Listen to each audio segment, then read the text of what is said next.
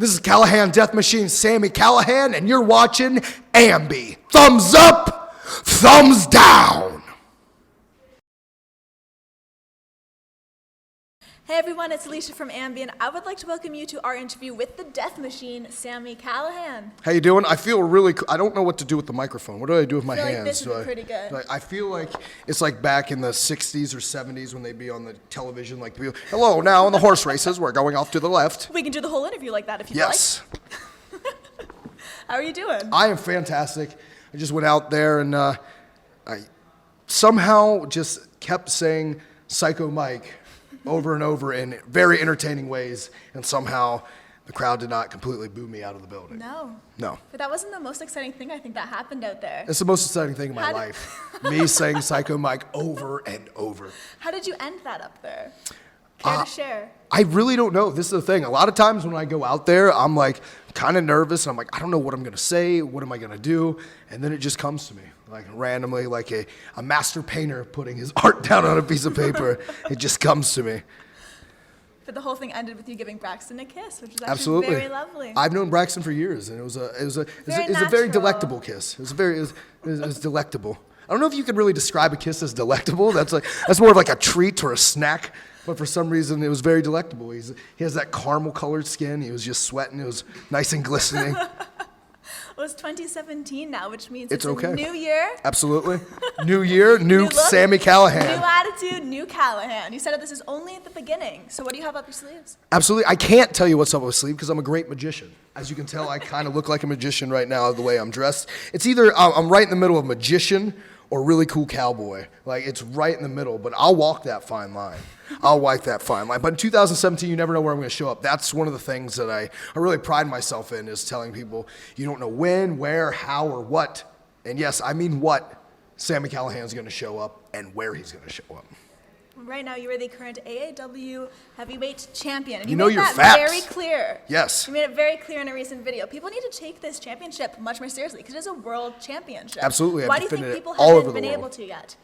I think they're starting to, and it's because the common misconception is the only world championship is the WWE championship. And sure, it's a very prestigious title, but there's also other world championships all over the world. The New Japan championship. There's championships in England. There's championships in America that have been defended all over the world. And I think fans now, with the way technology is going, people can find any video, any stream, any kind of footage they want on YouTube or on a site, and they can truly see these championships getting defended all over the world. Well, in that same video, you laid out an open challenge. Absolutely. Anybody can face you. This is after beating John Morrison. And out of all people to actually reply, you got a reply from Brother Nero. Absolutely. So I kind of painted myself into a corner on that one, but I accept that challenge. And it's one of those things that I think 7-year-old me or 8-year-old me, looking back at my life and being a huge Hardy Boy fan, and now getting to go toe-to-toe with a guy that you look up to and now is one of your peers, and for a first time ever in a matchup, I think that's a cool feeling for me. Yeah. No one can ever take that feeling away from me. It's the little things in life that still make you feel cool and make you feel like it's accepted. It's not always about money. It's about stuff that truly happens and truly means something to you. This is the first time you'll be facing Jeff Hardy. It's Absolutely. happening February 19th in North Carolina. PWX. Yes, check it out. It's going to be amazing. You know your facts. You got them all written down. Are you excited? I mean, are the Absolutely. nerves kind of brewing for you? I always have nerves, but it's one of those things, as soon as I go through the curtain, those nerves disappear. I become a different person. Yeah. I'm a different person now than I am when I am in the ring. And I can't really explain it. I can't even control it. There's stuff I do in the ring that I come back to the back and I'm like, what did I just do out there? It's like I blacked out. I blacked out for a second. Who are some other people you'd love to go toe-to-toe with in that ring this year? I really want to go toe-to-toe with the guy the wrestling world's talking about. That's Kenny Omega. Everyone's talking about Kenny Omega right now, and I think he's the guy I want to call out next. I want to go toe-to-toe with Kenny Omega for the end of the year. Tell me a little bit about the Space Cat nickname, because now people can get masks, they can get bandanas. Absolutely. You're really Space Cat is awesome. A merchandising goldmine. No, Space Cat, it's kind of weird. Everyone thought Space Cat was a joke to start out with it. It kind of did start out as a joke, but then it kind of became a part of me. It's one of those things I felt like when I was in WWE, I allowed people to just walk on me and tell me who I was. And that's not me at all.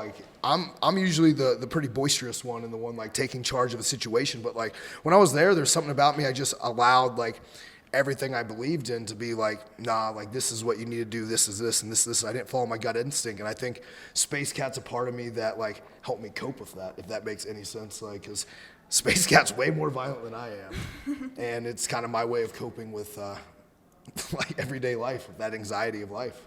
You did something very cool today at the Smash Wrestling card, and that is where you had like a get-together with a lot of the fans, and they went right against each other. You were giving them tips. So when you think about the first times you got into the ring, what were some of those tips that really stuck with you?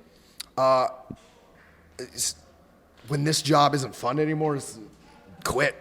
Like, and that's one thing I always like really try to strive to young aspiring professional wrestlers is once this becomes a job, it's not fun anymore, like quit. Like, this is supposed to be fun. It's supposed to be a passion. Pro wrestling's supposed to be fun. Like, it's called the boyhood dream for a reason. Shawn Michaels got down on his knee, WrestleMania. It's the boyhood dream for a reason. I'm out there. I'm loving it. You're a self-coined horror enthusiast. Absolutely. Horror enthusiast. So what would you say are some of your favorite horror flicks? Nightmare on Elm Street by far is always one of my favorite. And I like really, really bad horror movies too. Like, I'll go out of my way to like try to find the worst horror movies and the worst acted movies like on the planet. That's kind of like my fetish, I'd have to say. I love it. What's one of the worst ones you've come across? There's one we watched the other day, myself and my student Jason Cade, who's here on Smash Wrestling as well tonight.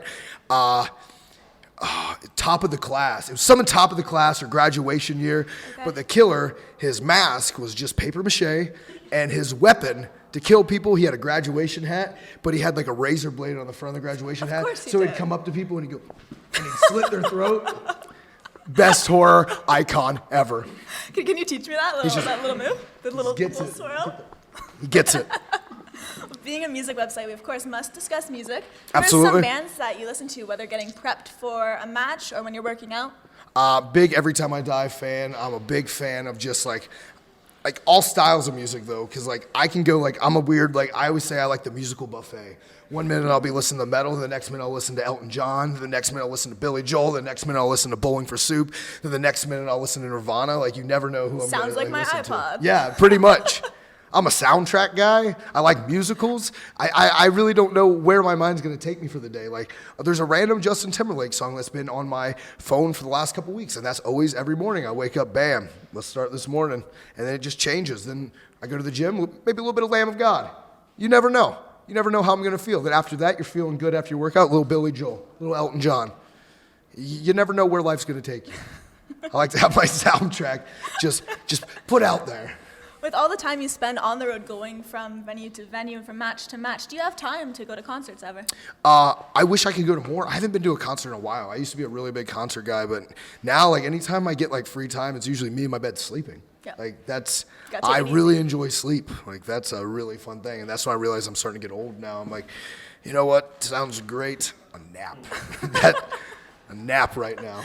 When you think back to some of the gigs you did go to, do any come to mind that really stuck with you?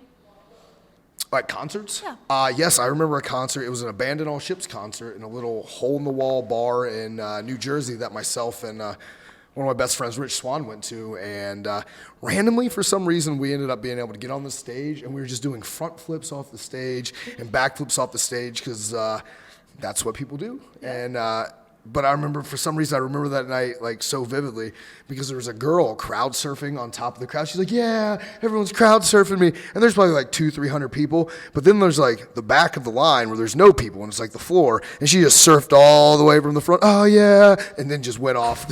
Just like it was the end of the world. Just gone. Just smashed into the ground. And for some reason, I will always remember that one. Those are always pretty fun to witness. You feel bad at first, then you're like... I do feel bad, but it's like, yo, that's part of the job. If you get a crowd surf, you might get dropped. You might get dropped. Well, to wrap everything up, is there anything you want to leave with all of your fans who will be viewing? Absolutely. Create your own future. I got it tattooed right here on my chest. I'm a big believer of that. And also, you know what? I have to put it on my social media. Twitter, @TheSamiCallihan. Instagram, @OfficialCallahan, and also check out my very own brand of professional wrestling, The Wrestling Revolver, @ProWrestlingRevolver.com, or on every social media outlet at PWRevolver. Amazing. Thank you so much for joining me today, No, thank Sami. you guys very much. It is my pleasure. And remember, to everyone viewing, you can visit us at musicblogger.com for all exclusive interviews, features, videos, and so much more. Thumbs up. thumbs down.